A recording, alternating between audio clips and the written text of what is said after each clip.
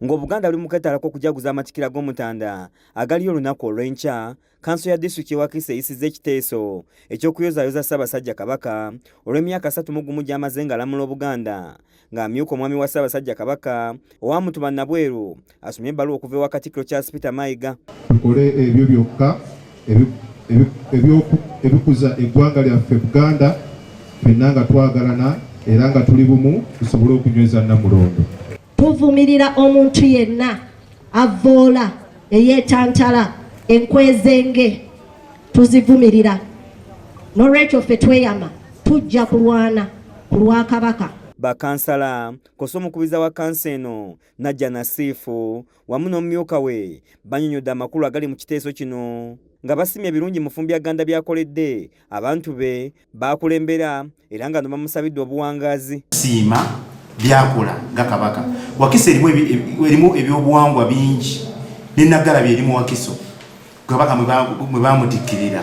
So kati bwe tuba nga tetusobola kulikoganayizinga kintu ng'ekyo nga Wakiso ng'ate kiri mu kitundu kyaffe tuba balyaza amaanya eri Bannawakiso mwenna tubakunga okusobola okubeerayo mu matikira gano ag'omulundi 31. Maanyi nnyo ku by'obulamu okulaba nti nno tufune obulamu obulungi mu byasiriimu, mu bakyala, mu baana.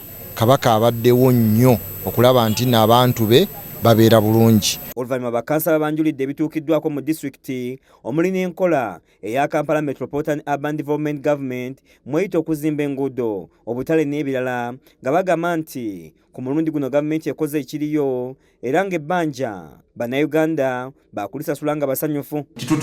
Tulina amabanja mangi ge tusasula naye nga n'abaagalira tetubamanyi nga nekyetugasasulira tetukimanyi.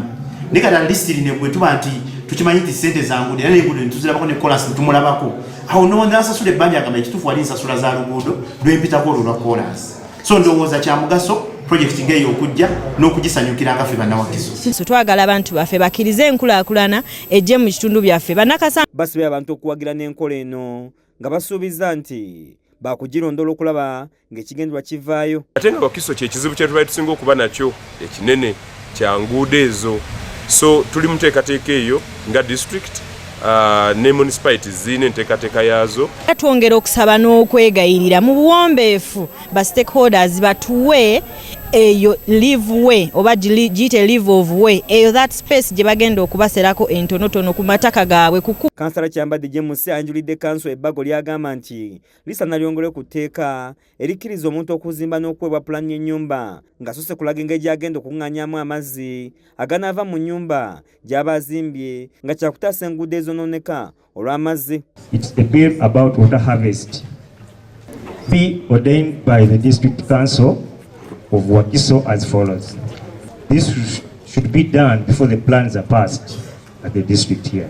Ono era alambisa omugaso gw'okuŋŋaanya amazzi agava mu mabaati n'asaba kanso ekkirize ebbago ne likubaganyizibweko ebirowoozo kubanga lyakutangira bingi. This is prepared by the owners of those homes. That water can easily be managed and reduce diseases, the waterborne diseases. So you can treat that water since it is collected by people and managed by them. Kizza Peter yakusakidde eggulire lino ku lwa KSTV Agaleero.